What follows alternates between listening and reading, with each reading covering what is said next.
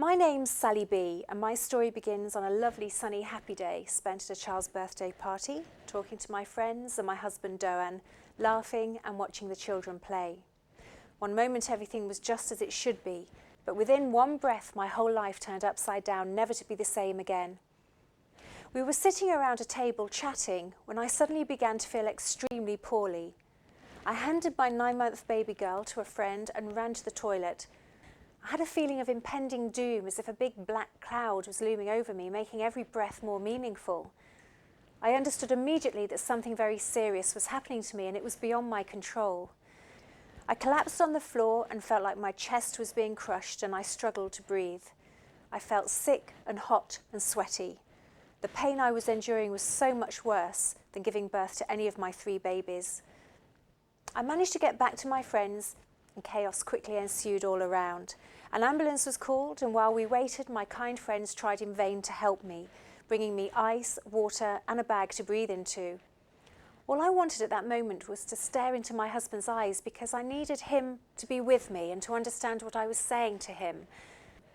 I managed to give him some brief instructions on what to do with the children, but I guess I was telling him something much more than that too. The ambulance arrived and the crew checked me over. They managed to calm me down a little, and they took an ECG. They said there was a slight abnormality, but because of my young age, I was 36, and the fact that there was no family history of heart problems and I led a very healthy lifestyle, they were happy to rule out any serious heart problems there and then. However, it was felt that I should go to the local hospital immediately to get properly checked out. After a few hours spent being looked over, I was eventually let home with some indigestion medicine. I spent the next couple of days recovering at home and feeling traumatised by the whole event. I couldn't put my finger on it, but I felt something had changed inside me. A couple of days later, after clearing up the kitchen, the pain hit me again. It felt like a herd of elephants stamping on my chest. My breath was tight and so incredibly painful. If at that moment someone had said that by cutting off my right arm the pain would go away, I would have passed them the knife.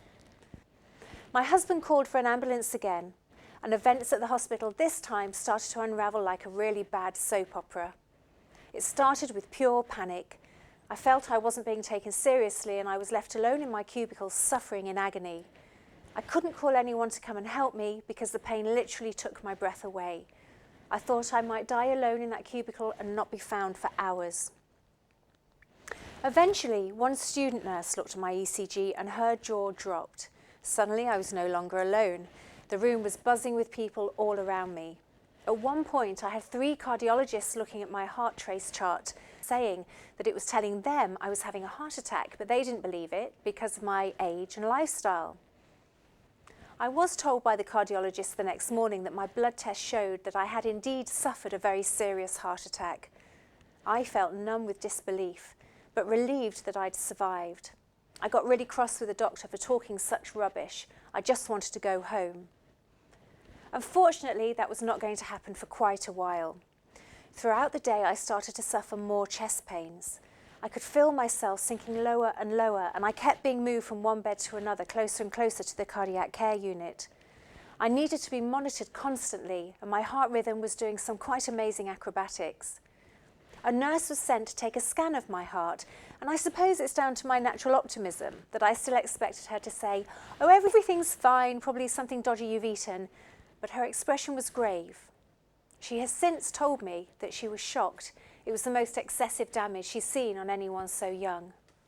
The pain got worse. I'd sunk so low, the pain in my chest was breaking through the drugs they'd given me, and I could no longer talk. The only thought in my head was to keep breathing. Breathe in, breathe out. Breathe in, breathe out. Breathe in, breathe out. I figured if I could just keep breathing, I wouldn't die. The doctors and nurses were quickly putting needles and lines into both my arms and hands. The team were all moving very quickly around me using hushed voices.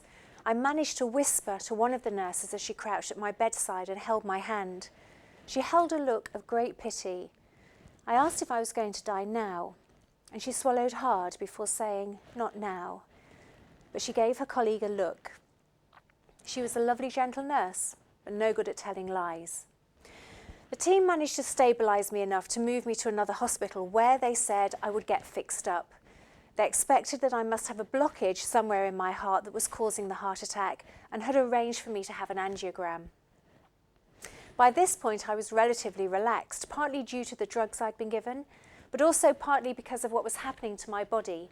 It was starting to close down. I felt myself let go a couple of times and it frightened me, but it wasn't unpleasant. It would have been very easy to just drift off.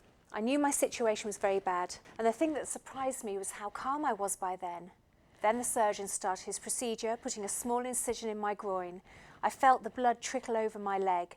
He then fed the line up into my heart to pump the dye in and x-ray the results. I felt very close to the edge, but I was still quietly determined to just keep breathing. But I almost gave up when I heard the surgeon start to swear under his breath. I looked at his face and saw an expression of shock and disbelief, and then panic, and then nothing. When the surgeon started to swear, I think I began to understand just how dire my situation was. Then suddenly the surgeon took off his gloves, leaving with his shoulders drooped. The nurses and the assistants all left the room quietly as if they were embarrassed, and I was all alone. I actually thought for a moment that I was dead and that this was what it was like. I stopped forcing my breath and let my natural breath take over. It was so shallow and light, but it was all I could hear in the room. I couldn't fill my lungs. Was I still alive? I could drift off really easily, and when I did, the pain in my chest went away. I did it a couple of times to see what it was like, and it was fine, just fine. I would then pull myself back and the hurting returned, but it had turned into a good pain because it proved that I was still alive. I really needed that confirmation, and I really needed to feel that pain. After what seemed like a couple of hours, but which was probably only a couple of minutes, Doan, my husband, walked into the room. He was sobbing. He told me that he loved me. The doctors had told him that I'd suffered another massive heart attack and that my heart had sustained a shocking amount of damage that couldn't be repaired, and they told him that I was going to die. So as he walked into the operating room, he was coming to say goodbye. I would love to be able to say that I told him how much I loved him and we held each other tight, but that didn't happen.